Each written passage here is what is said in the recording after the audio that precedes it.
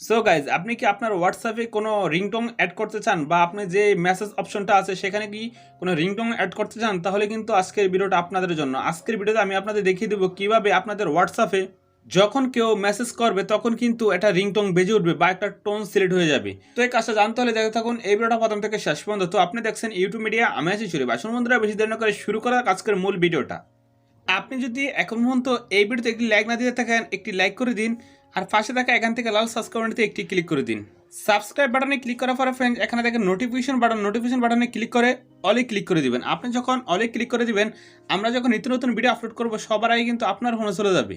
তো এখন কথা হলো, আপনাদের হোয়াটসঅ্যাপ মেসেঞ্জারে কিভাবে একটি টোন সিলেক্ট করবেন সেটা শিখতে হলে ফার্স্ট অফ অল আপনার হোয়াটসঅ্যাপে ক্লিক করবেন। তো আমার হোয়াটসঅ্যাপে ক্লিক করে নিলাম। হোয়াটসঅ্যাপে ক্লিক করার পরে ফ্রেন্ডস এখান থেকে আমি এই প্রোফাইলে ক্লিক করে দিলাম। প্রোফাইলে ক্লিক করার পরে ফ্রেন্ডস এখানে দেখেন আই বাটন, এই আই বাটনে ক্লিক করে দিবেন। আই বাটনে ক্লিক করার পরে ফ্রেন্ডস এখানে দেখেন কাস্টম নোটিফিকেশন, এই কাস্টম নোটিফিকেশনে ক্লিক করে দিবেন। কাস্টম নোটিফিকেশনে ক্লিক করার পরে ফ্রেন্ডস এখানে দেখেন ইউজ কাস্টম নোটিফিকেশন, এখানে ক্লিক করে দিবেন। ইউজ কাস্টম নোটিফিকেশনে ক্লিক করার পরে ফ্রেন্ডস এখানে দেখেন মেসেঞ্জিং নোটিফিকেশন, এই যে এখন যদি এই যে নোটিফিকেশন টোন এখানে যদি আপনি ক্লিক করেন তাহলে আপনার এখান থেকে যে কোনো একটি টোন সিলেক্ট হয়ে যাবে। তো এখান থেকে আমি একটা টোন আপনাদের নিয়ে দেখাই। তো সো এখানে আমি এই টোনটা নিলাম।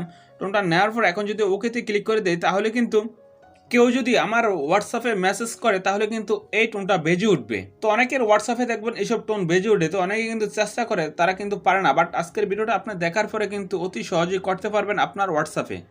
সো গাইজ, আপনাদের যদি এই ভিডিওটা কোনো রকম উপকারে আসে তাহলে কিন্তু এই ভিডিওতে একটি লাইক দিবেন। তো ফ্রেন্ডস, আজকে ভিডিও পর্যন্ত সুস্থ থাকুন, ভালো থাকুন, ইউটিউব মিডিয়ার সঙ্গে রাখুন। খোদা হাফেজ।